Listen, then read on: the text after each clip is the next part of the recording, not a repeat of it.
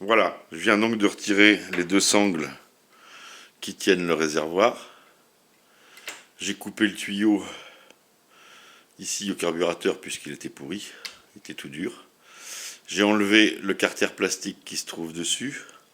Là, vous avez le filtre à air qui est juste trois petites grilles superposées. Voilà, donc à nettoyer bien sûr dans la boîte. Ici, vous avez deux vis toujours en BTR qui tiennent le carburateur sur le cylindre ou sur la pipe. On voit qu'on a le starter ici, voilà, qui est un starter manuel. Donc en haut, c'est fermé starter à fond avec un petit trou au milieu pour laisser quand même passer l'air. Et puis en rabaissant, on enlève le starter. On voit le boisseau du carburateur. Donc si j'accélère, vous voyez, on voit le boisseau qui monte. Il ouvre bien à fond, il n'y a pas de problème avec l'aiguille du boisseau. Voilà. Donc là, c'est le trop-plein.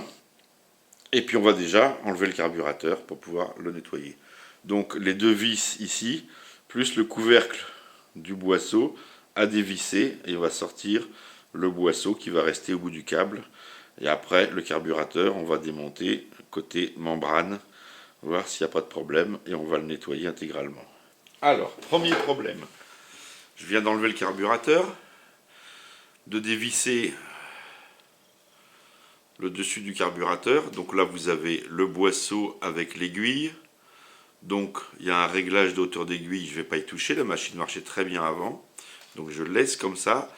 Ici, vous avez un réglage de tension pour la levée maxi du boisseau. C'est-à-dire que vous pouvez rallonger ou raccourcir le câble si jamais le boisseau ne lève pas complètement. Il suffit de rallonger ici, sous le caoutchouc. Vous avez une vis ici de blocage et vous débloquez, puis vous tournez pour rallonger le câble. Ça va vous permettre d'accélérer plus haut. Mais comme c'est bien réglé, j'y touche pas. Je ne vais pas démonter le boisseau non plus, ça sert à rien. Donc je laisse comme ça. Et là, en enlevant le carburateur, je me suis aperçu que vous avez une pipe en bakélite entre le cylindre et le carburateur. Vous avez cette pièce en bakélite. Et je me suis rendu compte que cette vis-là était très, très bien serrée.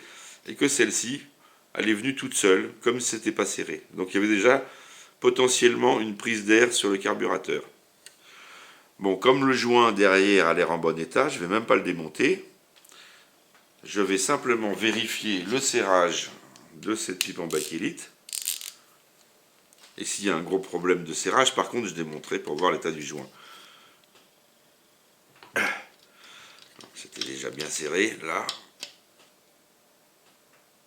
Voilà, là c'était serré pareil. Forcément, en 30 ans,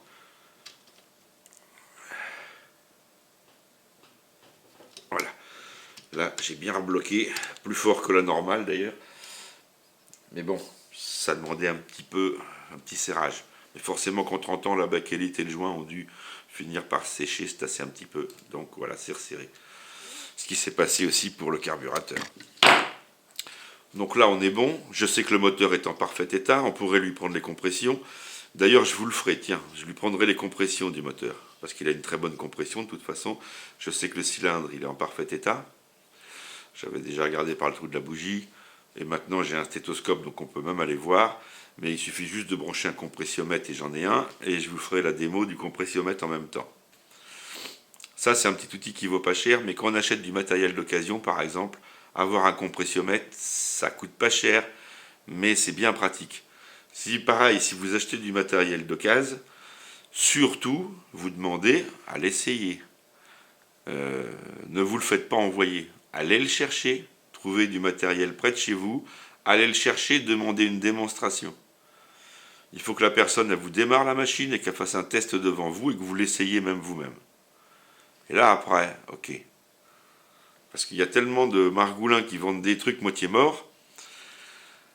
Si c'est en parfait état, c'est très bien, puis quand vous l'avez, ben voilà, ça va pas loin quoi. Ou ça démarre pas, ou il n'y a pas de puissance, ou voilà. Donc ces machines-là, pas de souci, vous essayez, vous êtes sûr de votre coup. Alors je vais quand même vérifier les serrages d'un petit peu de tout la boulonnerie un peu partout, le carter, tout ça, je vais repasser un petit peu partout, voir si ça n'a pas bougé. Normalement, il n'y a pas de souci. Comme la cloche par exemple ici, comme la culasse, comme toutes les fixations ici. Là, vous avez un carter plastique de protection pour ne pas se brûler. Voilà, je vais regarder le lanceur s'il est bien serré, le boîtier électronique. Enfin, voilà, mettre un petit coup partout. Et puis, on va regarder le réservoir, puisque c'est principalement là le problème, à mon avis. Donc, le carbu, tant qu'à lui, le voilà. Donc, on va vérifier la membrane en bas, la membrane d'alimentation ici sur le côté, donc les 4 vis crucis, dessous pareil. Regardez les membranes. Ici, vous avez vis de ralenti, richesse d'air et d'essence sur ce modèle. Donc c'est un carburateur un peu plus compliqué. La machine marchait très bien. Est-ce que je vais dévisser les vis d'air et d'essence? J'en sais rien. Ici, vous avez la vis de ralenti. Le ralenti était bon. Donc je ne vais pas l'enlever, le ralenti, parce que c'est juste une butée qui vient à l'intérieur pour pas que le boisseau descende trop bas. Par contre, le circuit d'air, richesse, tout ça, si vous le défaites, avant, vous allez le serrer à fond. Vous voyez, c'est des vis qui sont très libres. Mais là, la machine, elle était bien réglée, ça marchait très bien. Donc, vous allez les serrer à fond, voir combien vous faites de tours. Donc là, j'ai fait un demi-tour. Voilà, et sans forcer, voilà, c'est fermé à 3/4. 3/4. Voilà, elle était comme ça. Donc maintenant, je peux l'enlever. Et je sais que quand je vais la remettre, je vais la serrer à fond et je desserrerai de 3/4. Pareil pour celle-ci. En fait, en les enlevant, ça va permettre de nettoyer l'intérieur des conduits et tout. Donc c'est pas plus mal. Mais repérez bien les positions. Si le moteur tournait bien avant, vous remontez tout pareil surtout. Parce que c'est un peu chiant à régler, c'est un petit peu comme les tronçonneuses. Vous avez les deux vis, hein, vous savez, sur les carbus de tronçonneuse. Et puis, pour régler la richesse, le régime et tout, c'est pas toujours facile d'avoir le bon compromis. Sur les tronçonneuses, c'est même pénible parfois. Donc, comme c'est un petit peu le même style de moteur, puis c'est des moteurs qui tournent vite, il faut que les richesses soient très bonnes, parce qu'il n'est pas question non plus de serrer à cause d'un mélange trop pauvre. Pour le réservoir, alors j'ai vu qu'il y avait encore un peu d'essence dedans. Donc là, j'ai coupé au-dessus de la poire, parce que vous voyez, la poire, eh ben, elle s'écrase même plus. Voilà. Mais ça, c'est une pièce d'origine. Mais elle a 30 ans. Donc elle est devenue toute dure, on n'arrive plus à pomper. Mais le problème se passe dedans. Puisque j'avais déjà regardé par le trou du bouchon. Alors ici, vous avez la mise à l'air, bien sûr, parce que si le niveau baisse dans le réservoir, il faut bien que de l'air prenne la place. On ne peut pas faire un trou dans le bouchon, autrement ça coulerait partout. Donc ici, vous avez une mise à l'air avec un clapet. Donc l'air ne peut que rentrer, mais le liquide ne peut pas sortir. Voilà, donc je viens d'enlever le tuyau qui remonte au moteur, donc qui était mort parce qu'il était tout dur. Je l'ai déboîté, pouf, et là, il n'y a plus de tube plongeur. Qui normalement, en fait, est comme ça.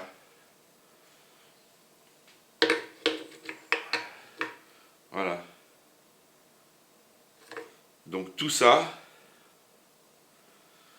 ça a disparu et c'est fondu. Alors on va le retirer, on va voir un bac. On va voir ce qui reste là-dedans.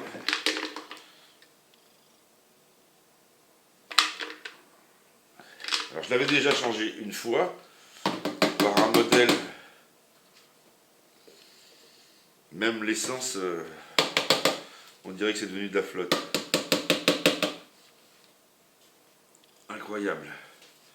Ça sent toujours l'essence, mais c'est moitié flotte, moitié essence. Alors qu'est-ce qui reste là-dedans?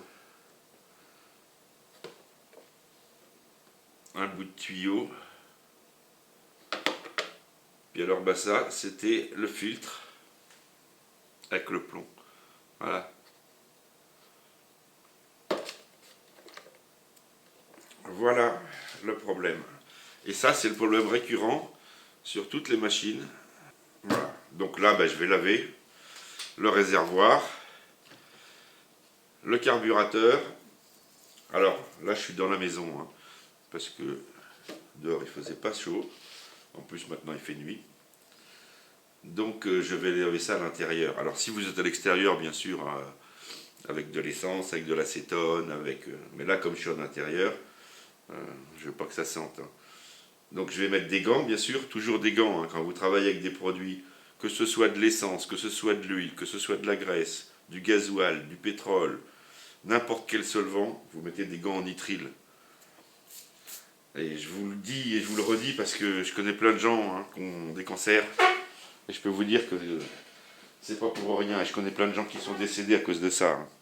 Tous ces produits solvants, les huiles et tout, bah, ça rentre dans la peau, ça rentre dans le sang, bien sûr, c'est des produits, sont tous cancérigènes. Donc des gants.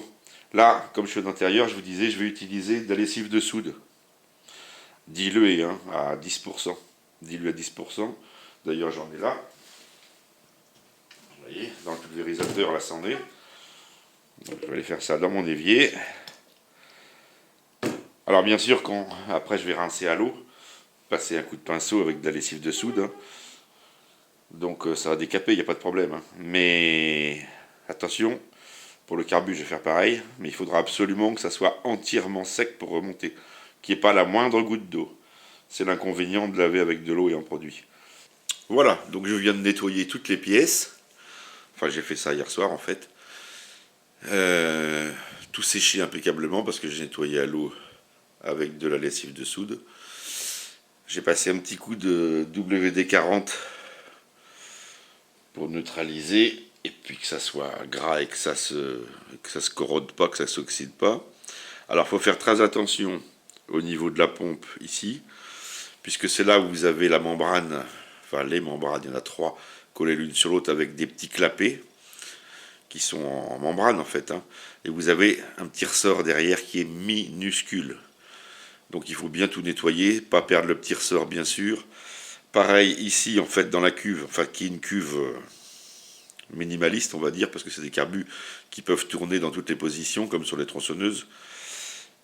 Mais enfin ça fait office de cuve quand même. Et ici vous avez un bouton en fait pour abaisser ici. Voilà, je vous le montre.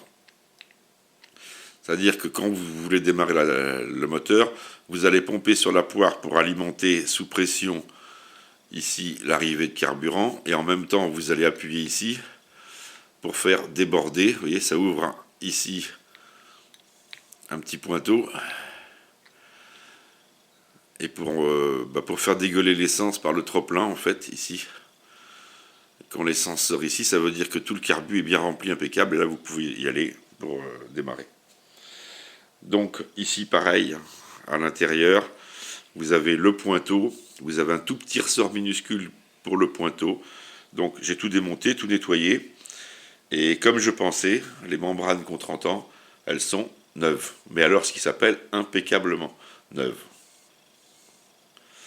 Donc là, pas de trous, pas de signe d'usure, de vieillesse du caoutchouc, rien, c'est nickel. C'est nickel. C'est là qu'on voit la différence d'une machine de qualité, quoi. Donc j'ai nettoyé le filtre à air aussi. Par contre, chose que je n'avais pas prévue, c'est le joint du bouchon de réservoir. Alors ça c'est de l'usure, hein. C'est pas parce que le joint de bouchon de réservoir, vous voyez le bouchon de réservoir qui se trouve comme ça. Ils vous disent qu'il faut mettre du mix, donc forcément de l'essence plus de l'huile. Et le joint, il va dans le fond, et c'est un joint en liège. Et puis voilà, à force d'être serré et d'être serré sûrement trop fort, voilà, le joint il est mort. Alors c'est pas un problème parce que, alors on le trouve, hein, sur internet bien sûr, hein, il vaut 1,73 € exactement, puisque toutes les pièces on les trouve en pièces détachées, même le joint du bouchon, on n'est pas obligé de changer le bouchon, on peut juste commander le joint du bouchon. D'ailleurs tiens, je vais vous montrer, parce que c'est sur l'ordi en ce moment.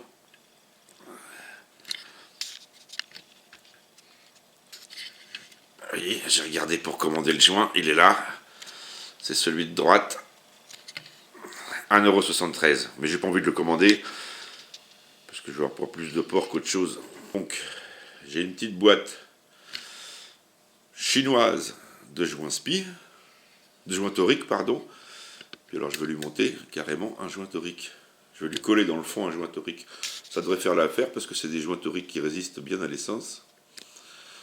Donc j'ai trouvé le joint du bon diamètre. Voilà, c'est celui-ci. Bien sûr, les deux pièces ont été dégraissées à l'acétone. Je vais mettre de la glu sur une partie, sur un côté, et je vais le mettre dans le bouchon.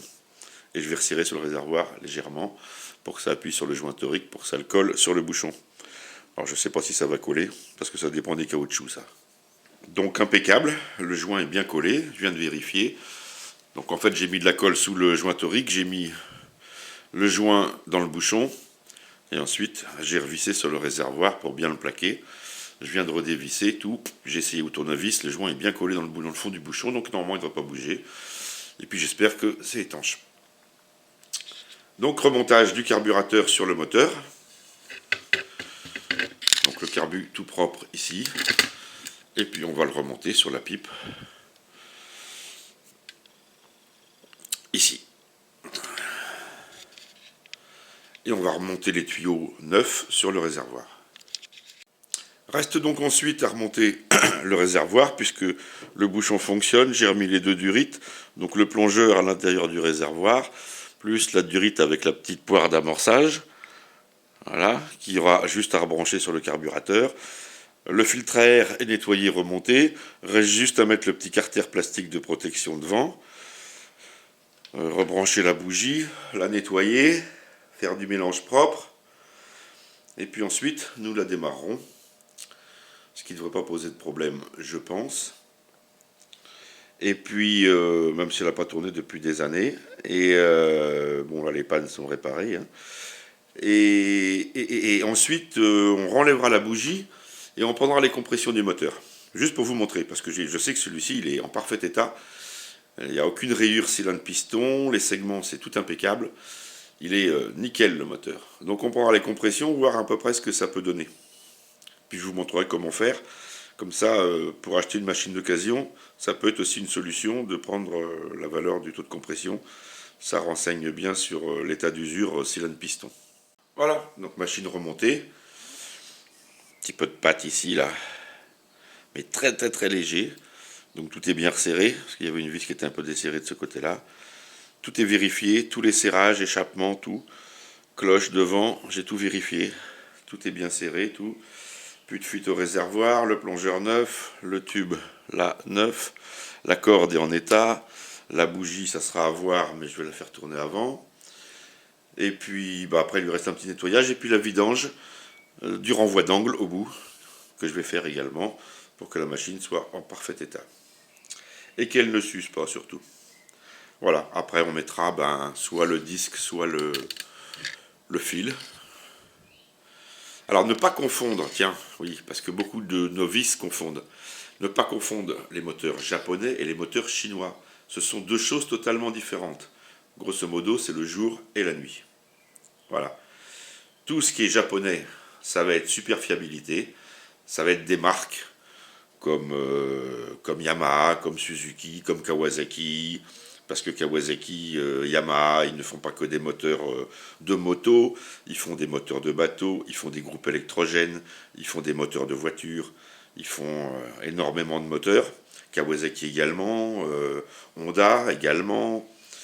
Alors vous avez Iseki, Shindawa, vous avez... alors après les autres marques, je ne sais pas trop, les styles et compagnie, Eco, tout ça, je ne sais pas, je ne vais pas m'avancer. Vous avez Yanmar, vous avez qui font des moteurs de pelleteuse, des moteurs de bateau, des moteurs en tout genre, groupe électrogène également. Alors tout ça c'est la fiabilité japonaise. Et puis après vous avez les Chinois qui eux ne font que on va dire des copies plus ou moins approchantes, même parfois sous licence ou sous brevet japonais, mais c'est vraiment de la merde. C'est la machine à 100 balles. Qui ne tient pas du tout. Voilà, et vous ne trouvez pas de pièces. Donc évitez ce genre de saloperie. Prenez du japonais, dans une marque connue, et puis comme Iseki, là, et puis là vous êtes tranquille. Vous voyez, 30 ans après, on retrouve même le joint du bouchon du réservoir. sans acheter le bouchon complet, juste le joint en liège. On trouve chaque petite pièce, tout, il n'y a aucun souci. Et puis je vous dis, en plus, ça dure un temps, 30 ans, c'est comme neuf, quoi. C'est vraiment du super matériel. Donc je peux vous donner qu'un conseil. Comme je vous l'ai déjà dit, achetez plutôt des marques. Et puis si c'est trop cher, eh ben, achetez carrément une bonne marque d'occasion. Ça sera toujours mieux qu'une merde neuve, de toute façon. Voilà les amis, donc la machine est prête. J'ai fait la vidange du remploi d'angle, bien sûr. J'ai fait le plein du réservoir, j'ai amorcé la pompe et le carbu avec la poire. Ça n'a pas voulu s'amorcer au départ, il a fallu que je débranche le tuyau avec la poire et que je mette mon doigt au bout du tuyau. C'est-à-dire que j'appuyais sur la poire, je mettais mon doigt, je relâchais la poire pour qu'elle aspire, et ainsi de suite. Et quand le niveau a été rendu tout à fait en haut, j'ai rebranché sur le carbu, parce qu'en fait ce sont les clapets ici de la membrane qui empêchent, ça fait anti-retour. Vous avez un clapet qui laisse passer dans un sens, mais pas dans l'autre. Et j'arrivais pas à amorcer en pompant. Donc je l'ai amorcé, comme ça en bouchant le tuyau. J'ai remis le tuyau. Contact. Là, elle est froide, hein, complètement froide. Voilà. Donc là, je ne vais même pas mettre de starter. Le contact sur la poignée, je mets ralenti accéléré. Et c'est là qu'on va voir la différence entre une bonne machine et une mauvaise machine.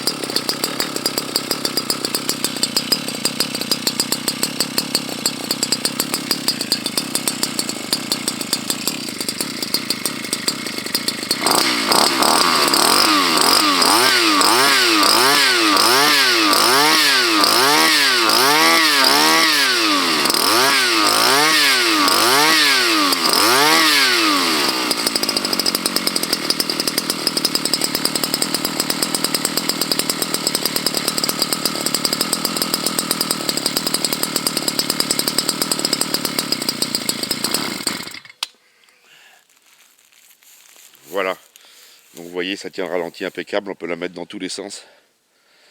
Et là, bah voilà, vous avez du bon matos là.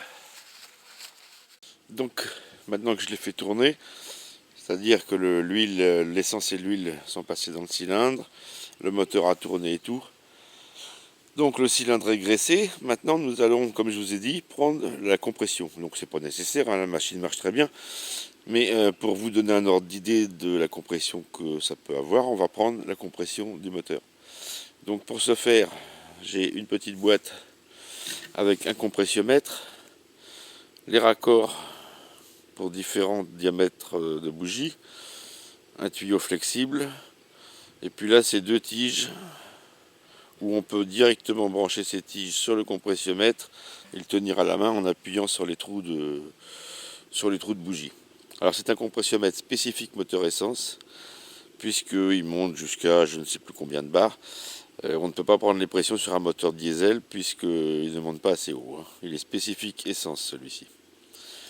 Donc on va prendre un raccord, on va mettre le tube, le tuyau, on va brancher le compressiomètre au bout, et puis il suffira de tourner le lanceur pour prendre la compression. Alors voilà, j'ai enlevé la bougie, et puis on va monter tout simplement. Donc normalement c'est celui-ci. Donc il y a des joints toriques bien sûr. Alors pas besoin de serrer à la pince. Voilà. On va prendre le tuyau.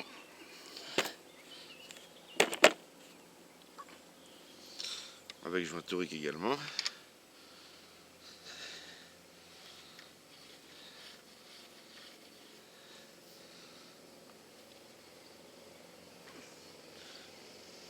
Voilà, on serre bien mais sans exagérer. Et ici, il suffit de brancher sur le raccord. Voilà. le compressiomètre. Et là, eh ben, hop là, il va falloir tirer plusieurs fois sur la commande pour avoir la pression. Alors, c'est parti.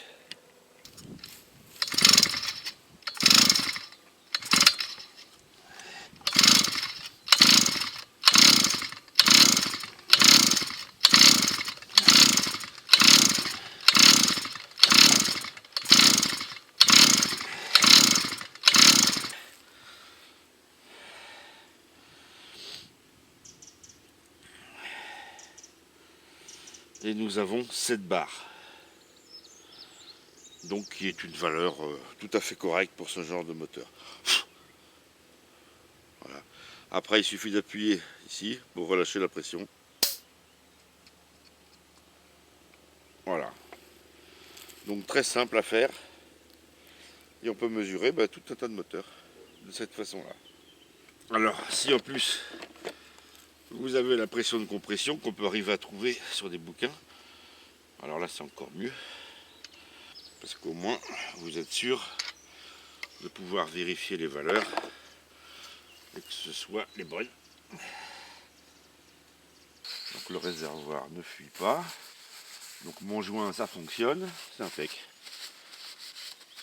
Bon, je vais lui mettre un petit coup de nettoyage quand même. Et puis je vais monter le disque. Et puis après il n'y aura plus qu'à bosser. Sur ce les amis, à une prochaine vidéo. Et dans pas longtemps bien sûr.